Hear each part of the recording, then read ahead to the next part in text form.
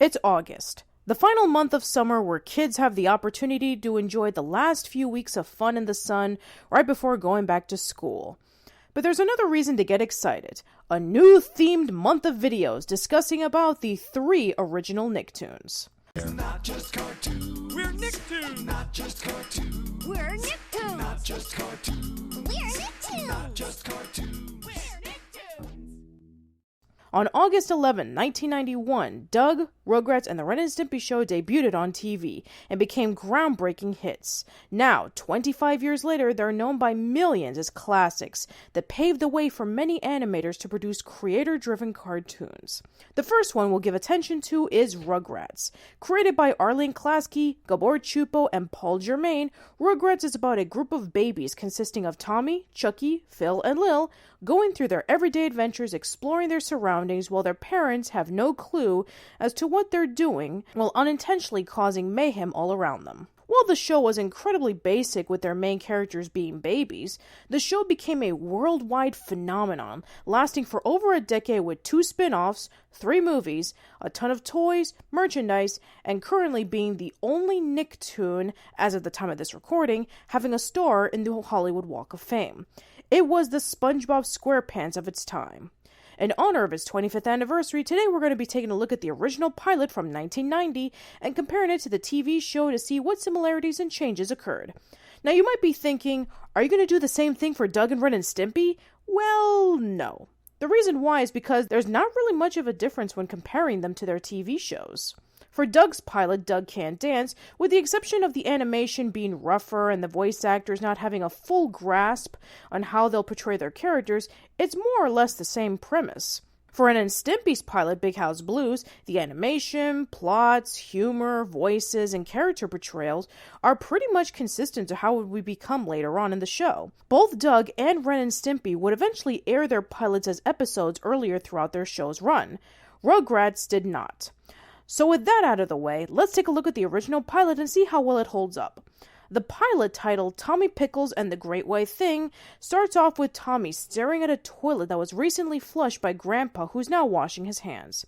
Tommy slowly crawls towards the toilet, when suddenly Grandpa picks him up and walks him towards the playpen, where we see Stu and Dee Dee having a conversation with a couple at the dining room table. With Grandpa gone, Tommy tells the twins, Phil and Lil, about what he recently saw. Guess what just happened? I heard this noise from Grandpa's thinking room, so I snuck in there, and you know what I saw? What? There's a big white thing in there. What is it? I don't know, but it burped at me. Phil and Lil debate on what the toilet really is. Phil thinks it's a water bowl for their dog to drink in. Lil thinks it's a fish bowl because she saw something swimming in it. I'll let you figure out what she saw. Tommy thinks that the toilet is alive and wants to explore more of it later on that night when the grown-ups are asleep. Less than 2 minutes in, there's some noticeable differences in the pilot that it showcases. First off, you may notice that Grandpa's name is never mentioned in the pilot. He's simply known as Pop to Stu. In the credits, though, his name is Stu Pickles Sr. instead of Lou in the TV series. Also, going back to an earlier scene with Stu and Dee Dee talking to the couple, believe it or not, those are Phil and Lil's parents, not Betty and Howard that we will be more familiar with. Third, and definitely the most detectable out of all of them, is that Tommy sounds completely different. Tommy in the pilot is voiced by Tammy Halbrook. Halbrook was later replaced by E.G. Daily, since they felt that she sounded more like a grown woman than a little baby. The interesting thing to know is that this was E.G. Daly's very first voiceover role, and she originally didn't want to do it. Her agent convinced her to give it a shot, and later on she would voice many other characters such as Buttercup from the Powerpuff Girls, Rudy from Chalk Zone, and many more. Later that night, when Stu and Dee Dee put Tommy to sleep, Tommy slowly wakes up and grabs his screwdriver and unhooks the crib so he can walk toward the bathroom. You notice that Tommy is now wearing an orange shirt. This will be the first and last time in the series he will be wearing anything but his iconic blue shirt, with the exception of the first episode, Tommy's First Birthday, where he will be having a red shirt with overalls. When reaching the bathroom, he climbed up the plunger to reach toward the toilet. When he sees his reflection in the water, Tommy freaked out and caused a huge mess in the bathroom. This would be really consistent throughout the first season of the show, in which the babies would cause disorderliness everywhere they would be at, whether it be at a movie theater in the episode At the Movies, the restaurant in the episode Waiter, There's a Baby in My Soup, or the supermarket in the episode Incident in Aisle 7. The family dog Spike came to the rescue, and he walked toward the living room where Grandpa would be watching a show about fishing.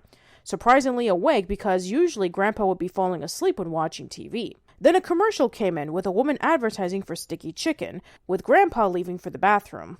This commercial is nowhere near as iconic as the Reptar cereal commercial, or even better yet, chocolate cheese. The episode concludes with Tommy changing the channel while Stu, Dee Dee, and Grandpa arguing in the background about the disastrous appearance of the bathroom.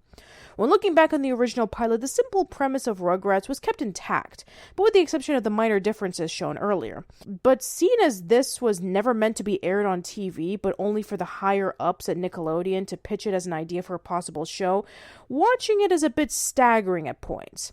The pilot was never shown to the public until the year 2000, where it was featured in Volume 1 of the Rugrats Decade in Diapers VHS tape, a whole 10 years after the pilot was created. However, clips of the pilot were shown in promos advertising for the original Nicktoons and for Rugrats, which is where I first saw it as a kid. The pilot was animated and directed by Peter Chung, who's very well known for the animated series Aeon Flux.